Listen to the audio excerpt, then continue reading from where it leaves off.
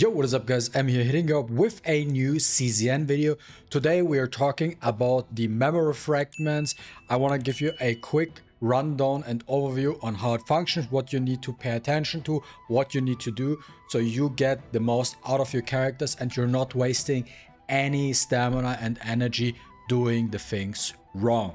Okay, so let's kick things off with the rarities. We have a couple of different rarities, the highest rarity being the legendary rarity currently in this game. Okay, starting with level 40, you're able to farm it either from the zero system or you just go into the simulation, and in the simulation here for your gear, this is where you can actually then farm your memory fragments. If we click on here, one for example, starting with level 5, this stuff drops. Okay, and this goes up all the way to level 10. Now let's talk about the basics really quick when it comes to the gear system. And with the memory fragments, we have 6 slots in total: 1, 2, 3, 4, 5, 6.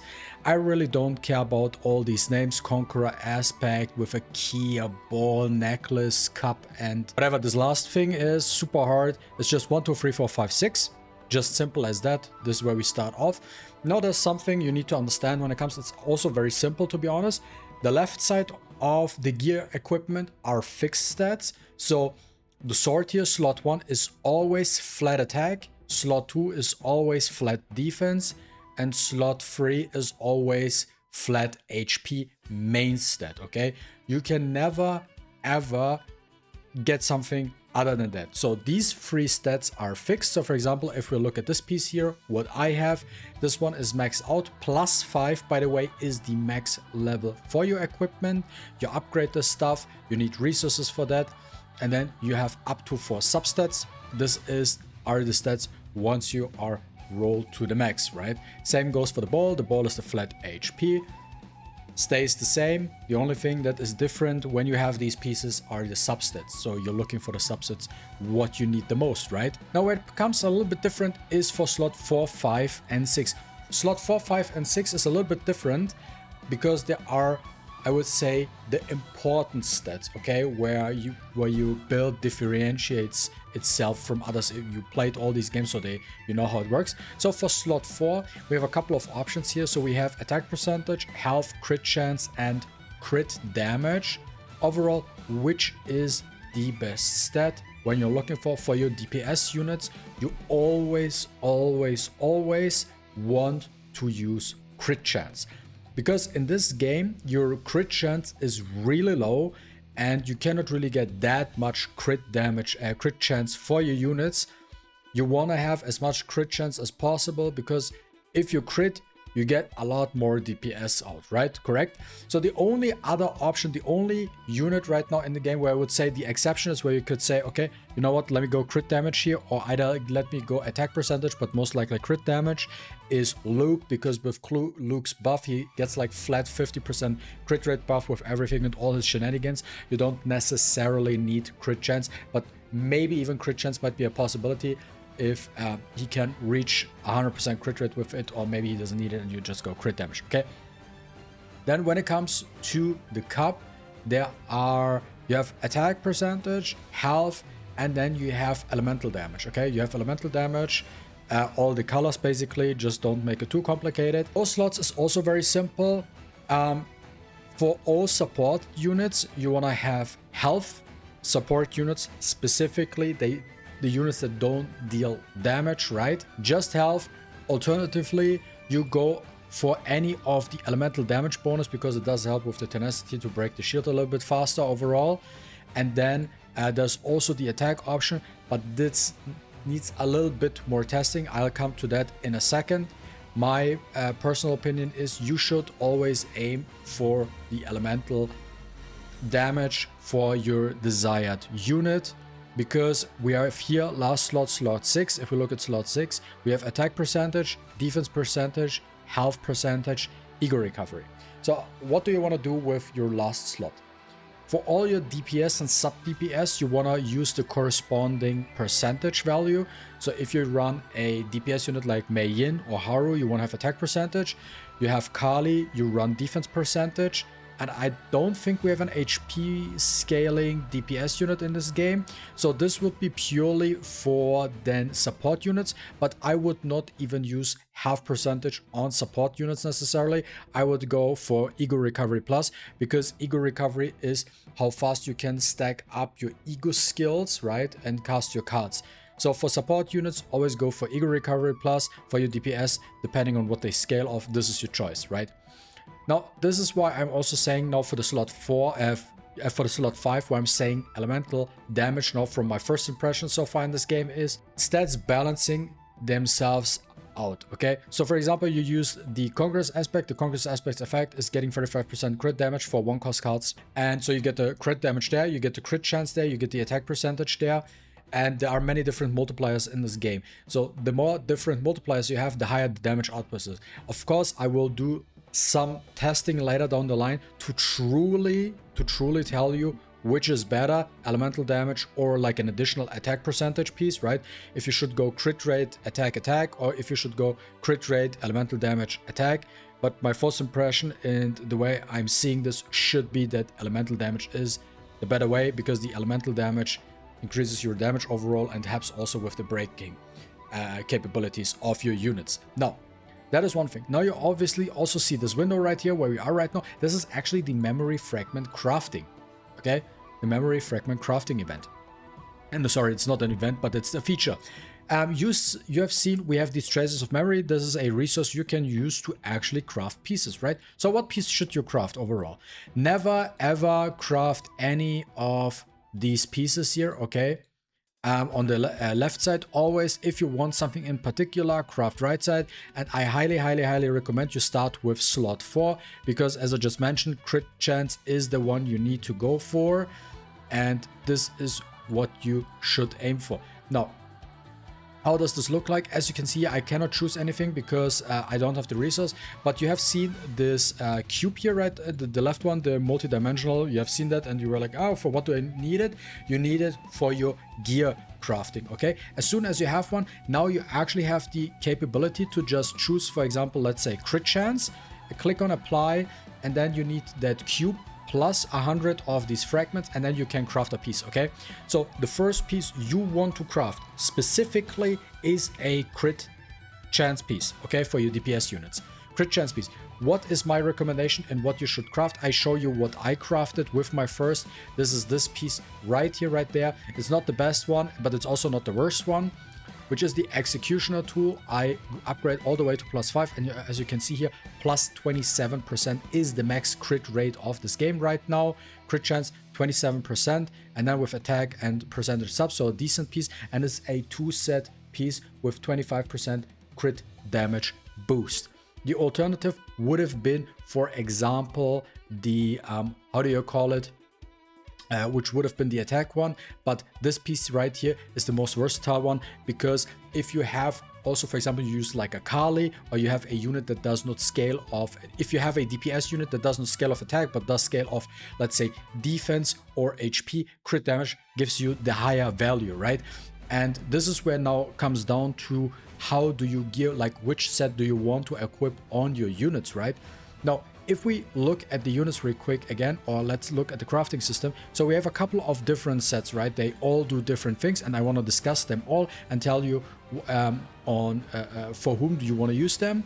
Now, for the 4 set effects, some of them are very specific to some of the 5-star characters. So you can already tell, yeah, 100%. So you're gonna always equip this specific set to one of these specific characters, right?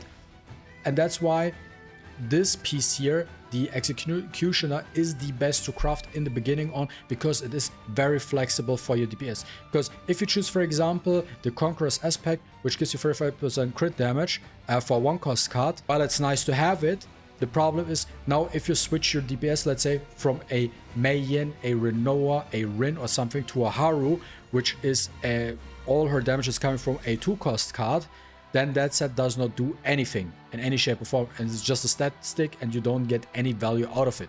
So the first piece, in my opinion, you should craft is the Executioner crit chance piece. If you don't have it already, if you got it, then whatever, then choose something, whatever you want, right? Or you can also maybe craft a second one if you want it. That is up to you, but yeah, that's for that. Now let's discuss real quick these pieces here. I think for that one I do want to change the scenery real quick. Let's go into the simulation here to the memory fragments, and let's take a look at what you can actually get and how they are paired up with. Okay, so the first one, as I just said, you have the Conqueror's Aspect, 35% crit damage boost for 1-cost cards. Very, very, very strong set. This is the 4-piece set effect you want to use on all your DPS unit that only have like 1-cost card effects, such as Renoir, Rin, and stuff like that. Okay, where it's all about using 1-cost cards as your main DPS tool. This is the set you want to use at. And then you have the HP one. The max HP, the healer's journey stuff, is an offset you equip on your support units. Okay, this is just a support set for your support units, nothing else. Then you have the Line of Justice. The Line of Justice increases your crit rate by 20% for 2-cost cards or more. This is very, very specific for Haru right now. I don't think, like, I don't have Kairon, so I couldn't look at Kairon and stuff like that. But this is only for, basically for units that have want to spam 2-cost cards. That is the gear set you want to primarily use on them. And then you have a 12-piece defense set effect. This is something you might want to use on like Akali or something like that. Outside of that, not really that useful, so more of those defensive scaling units. Then Bullet of Order, I think, is the easiest one. It's so self-explanatory. You can only use it on the green units because it does give 5% order. You can't use it on any other unit, which is kind of a little bit on the weaker side in my opinion. You get a 50% order boost, but how good it is, I feel like could be a little bit underwhelming overall. And then the second set, the 2 offset, basically is increased damage dealt to targets inflicted with agony by 10%. This is an example of something you want to use on Tressa, and you're good to go. But really, then you don't necessarily need a legendary one. Then a blue version would also be enough just for the agony stacks overall. But this is one of the weaker ones to farm. I would avoid that. Then we also have the 4-set effect offering. When a card is exhausted for 1 turn, 15% void cut is whatever. I don't recommend farming. This is not a good set. Like, the only 2 units, I mean, yeah, it's for the void units in general, but even then it's like not that good. I just simply would not recommend using that at all. Then you have the offset, the Blackwing one. This is 12% attack. That is a decent one if you want to use it overall. And then where it becomes a little bit more interesting is if we look at the save Scarab. This one here, if in hand has 4 or more cards, plus 15% instinct card damage. So who can actually use that card? There's only 2, Kali and Olea, right? That's about it. I mean, theoretically speaking, Cassius too. Even on Cassius, like, do you need 15% instinct? Not really. I mean, it does help. If you want to look at it from the perspective of breaking faster, okay, then equip it on these units if you want to break faster. But and how much it helps is a different question. Then you have the Seth Scarab offset effect. This is the strongest offset for support units in this game. 2-set effect, increase the damage, shield, and healing of basic cards by 20%. There are some good basic cards, there's some suboptimal basic cards, but from the looks of it, I will discuss it. I want to do just the last one. And then we have the Spark of Passion set. 4-set, when using an upgraded card, the next 5 cards used get 15% Passion card damage. Now, this in theory would have been so strong. It's ridiculously strong would have been very, very OP on Veronica with Mei Yin combo, because the way it says is when you're using an upgraded card, next 5 cards plus 15% passion card damage. Problem is, apparently that effect only applies for yourself, so whoever has that set equipped gets that buff, not your entire team, which is a bit of a bummer, because that would be the perfect set to just put it on Veronica and boost the damage of your Mei Yin by having that as a support set. And then you just run, for example, the what is it called, the Conquerors on the Mei Yin. But since that is not the case, this is now the go-to set you want to have on your Veronica, on your Mei Yin, and even on some of your Selena also, I think, benefits from the set also, because you're just breaking also faster with it. That helps also quite a bit. And then you also have that offset, the crit damage, the 2 off-piece set. So I think the highest value, if you are a red main, I would say the highest value you can get is out of this one. But yeah, this is basically what you need to look. So you have 1-cost DPS unit, give them Conqueror's Aspect. You have 2-cost, give them Line of Justice. As offset, you give them all Executioner's Tool, nothing else. And now how does it look like when it comes to your support units? Now when it comes to your support units, you want to equip on them a 2-piece Seth Scarab set, a 2-piece, what is it called? Tetra, so to give them defense, and a 2-piece healer set to HP. So you don't give them a 4 and a 2 set, you give them just 3 offsets, HP, defense, and boosting the scaling of shield and healing what they have with the basic stuff, right? Because everything outside of that has absolutely currently no value whatsoever.